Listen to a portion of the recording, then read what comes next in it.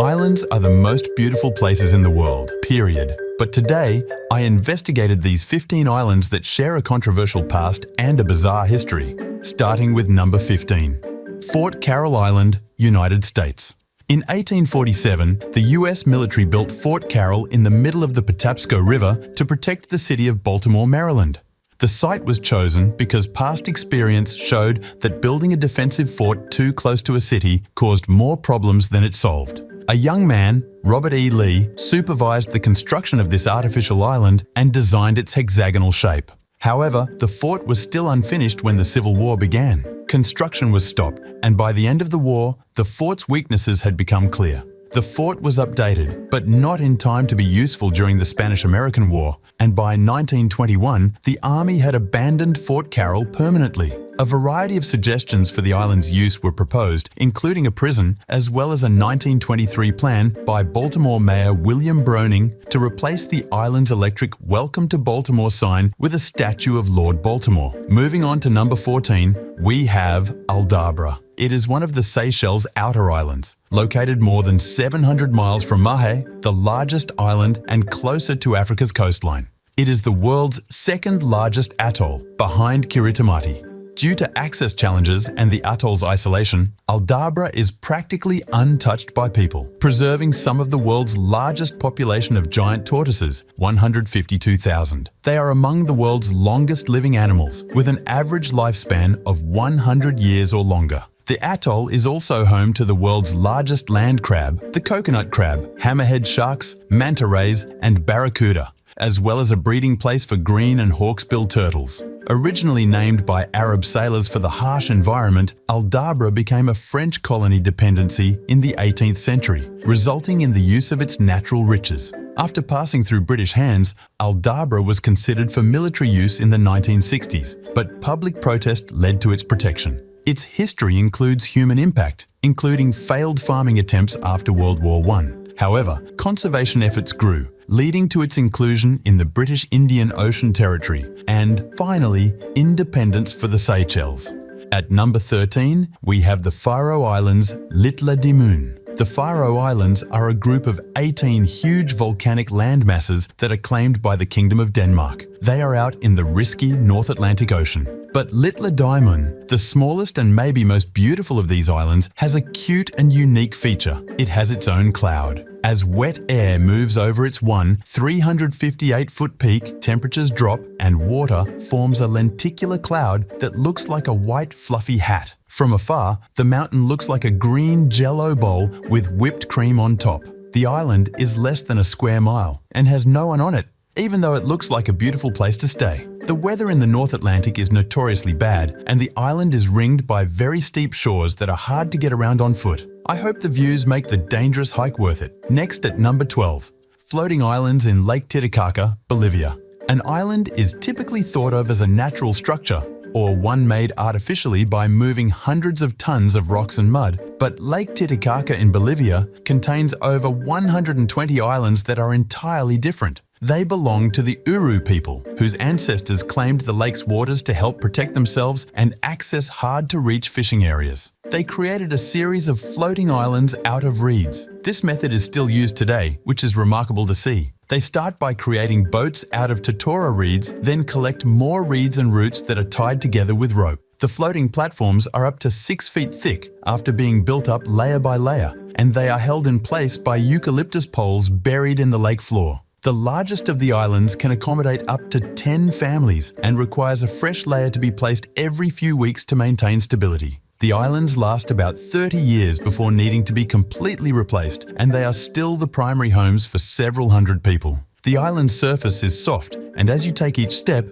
your foot will drop a few inches. Coming to number 11, we have Henderson Island, Pitcairn Islands. This is Henderson Island, one of the most remote places on the planet. It is uninhabited and is part of the Pitcairn Islands Group, the United Kingdom's overseas territory. At first glance, it appears to be a beautiful tropical island with white sand and palm trees, right? However, adding the word trash to the end of your Google search shows the real reason why I included it in today's video. Because of its remote location, the island collects a large amount of trash that has been carried across the world by ocean currents. Add to that the fact that the island is uninhabited and extremely difficult to access, and there is no one to clean up the mess, resulting in the island's beach being covered with all kinds of plastic from across the world. At number 10, we have Tetapari Island, Solomon Islands. Tetapare, part of the Solomon Islands, is the South Pacific's biggest deserted island. The island's original inhabitants lived in isolated communities on a long, rocky island covered in untouched lowland rainforest and surrounded by coral reefs. They seem to be a different ethnic group. Although there is evidence of a Tetapare language and traditions, the information is incomplete. They appear to have been farmers who moved their crops, like their neighbours on Wendover Island and New Georgia, and sometimes practiced headhunting. But the island was abandoned in the mid-19th century. Nonetheless, they formed an association to care for Tetapare, keeping it in its natural state and allowing tourists to visit. Their goal was to preserve it for the benefit of all descendants and future generations. And over 3,000 descendants have already joined the TDA, making it one of the largest landowner groups in the Solomon Islands. Tetapare supports a diverse inshore marine area, which has been recognised as having high biodiversity and conservation value. The name's origin is unknown, but it likely means wild pig or fighting boar, as the island was well known among locals for these animals.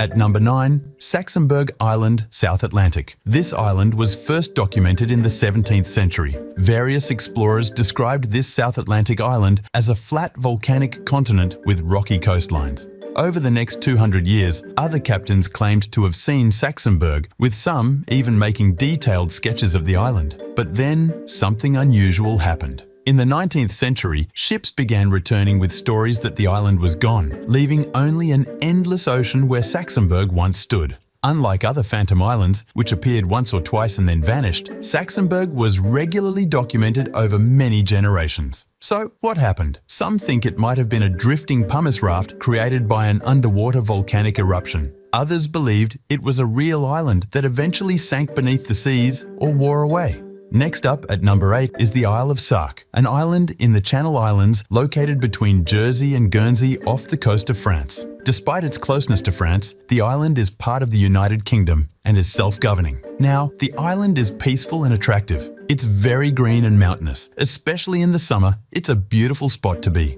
But why did the island make today's video? As nice as it seems, there's nothing particularly noteworthy about it, right? One feature that makes the island special is that cars are not allowed on it. The island's population of about 500 people travels mostly by foot or bicycle. There are also horses and carriages. The restriction has been in place since 1905, with the goal of preserving the area's natural beauty, historical character, and reducing environmental impact. Given the island's small, narrow, and mountainous terrain, roads, vehicles, and traffic would be unsuitable, so the restriction makes perfect sense. At number 7, Barren Island, Indian Ocean. This is one of our favourite strange islands called Barren Island. It is located in the Indian Ocean. Aside from its magnificent appearance, what makes the island special? Well, it is thought to be the only active volcano on the Indian subcontinent. The island is located in the Andaman Sea, a few hundred kilometres west of Myanmar. The region is part of the Andaman Islands and belongs to India. So, since 1991, the volcano has erupted 4 times, the most recent being in 2005. This is thought to have been caused by the 2004 Sumatra Boxing Day earthquake. Of course, nobody lives on the island and no one is allowed to visit. The island is a protected area under Barren Island Wildlife Sanctuary. True to its name, it has large areas of barren landscape. It is uninhabited by humans, though it has a small population of goats. However, the waters around the island are full of life because of the island's ongoing geothermal activity. Next up at number 6, the hidden rainbow, Mauritius. Mauritius is famous for the vibrant colours of its seascape. But believe it or not, there is more colour near the centre of this small landmass. Mauritius's amazing 7-coloured earth can be found to the south in the Chamarel district. It's a layer of ridged soils with the most unusual and bright colours. However, the science behind these psychedelic dunes is even more mind-bending. You see, the entire island was once an active volcano that formed some 2 million years ago. Over time, the basalt from these volcanic eruptions went through a special change process, slowly turning the hard rock into clay materials like iron and aluminum oxide. Unlike the solid black basalt they came from, these minerals range in color from vibrant reds and oranges to bright blues and purples. Driving on this island would be like racing through Mario Kart's Rainbow Road in real life. At number 5, Christmas Island. Christmas Island's name alone suggests a festive atmosphere. Not because it is home to a merry red fat man, but because this small island has one of the most magnificent red and green displays in nature. Every year, the beaches of this tiny island, located more than 930 miles west of the Australian mainland, are completely covered with amazing crimson tides. While it looks like a strange Christmas miracle, these waters are actually filled with the offspring of the island's famous red crab. 50 million of these incredible crustaceans migrate to these same beaches, releasing their fertilized eggs into the sea to hatch. Then, miraculously, their young return to the island purely on instinct. At number 4, the rotating island, Argentina. Argentina, a South American country, has some of the most breathtaking natural views on the planet, but one in particular seems alien. A large, almost perfectly circular island is hidden in the swampy marshes of the Parana Delta, surrounded by a small channel of clean water. However, the island's amazing symmetry is not its most unusual feature. A time-lapse of satellite photos taken since 2003 shows the 387-foot disc floating around the edges of its small lake. It was captured moving around the water's edges, shifting position every day as if following a pattern. Many scientists thought it was a man-made joke, but when they explored the area, they found no evidence of human influence. The exploration left scientists with more questions than answers. After all, how could such a precise-looking arrangement happen naturally? While the scientists were puzzled, a few more eccentric members of society suggested it could be a secret, otherworldly entrance to an alien UFO base. However, a more practical observation linked the island's circular shape to that of ice discs. At 3, Mijingo, Lake Victoria. The island of Mijingo, despite being less than half the size of a soccer pitch, has some major issues. It is located just off the eastern shore of Lake Victoria, Africa's largest freshwater lake. Fish in these waters are not only plentiful, but also valuable, attracting fishermen to live on the island. The 500 people who live there have turned the uneven rocky dome into a corrugated iron shell, resembling a massive armored turtle. While it looks ready to face Godzilla, the small island must deal with even larger challenges. Next up, at number 2, the world islands, Dubai. Except for those who live here, few people can claim to have the entire world to see this place. It is the most expensive place on the list because when you zoom out, you can see that this is home to some of the most epic islands. They are located off the coast of Dubai. These 300 islands are made of 11 billion cubic feet of sand scraped from the Persian Gulf and arranged into an archipelago in the shape of the world map. The project, which covered millions of square feet of coastline, was so large that astronauts could see it from space. Each small piece of built land was then named after a country. As a result, anyone who bought them could claim ownership of a piece of the planet, similar to entrepreneur Richard Branson's offer to buy Great Britain in 2006. However, you would have thought he was wealthy enough to afford a less flashy suit for this shot on the sandy shoreline. But as cheap as he makes it look, you would need $1 million to consider buying one of these islands. The cheapest is $7 million, while the most expensive is $1.8 billion.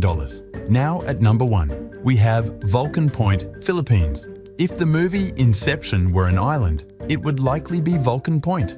Vulcan Point, rather than being a dream within a dream, is an island within a lake, a volcano, a larger island, an archipelago, and the Pacific Ocean. The amazing small island is tucked in the crater lake of the Taal volcano. The volcano, which is the second most active in the Philippines, is also located on the island of Luzon and has its own lake, Lake Taal. In turn, Luzon is just one of the Philippines' 7,100 islands, located about 500 miles off the coasts of Vietnam and China. That's a huge picture, but if you zoom back in, something is missing. Where is the water at the center of this crater?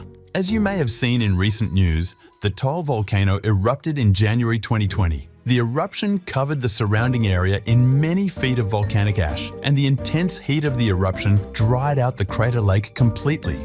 Despite the destruction, Vulcan Point seems to have somehow survived. Experts believe that rains will refill the lake in a few years. Unfortunately, for now, this dream has become a waking nightmare.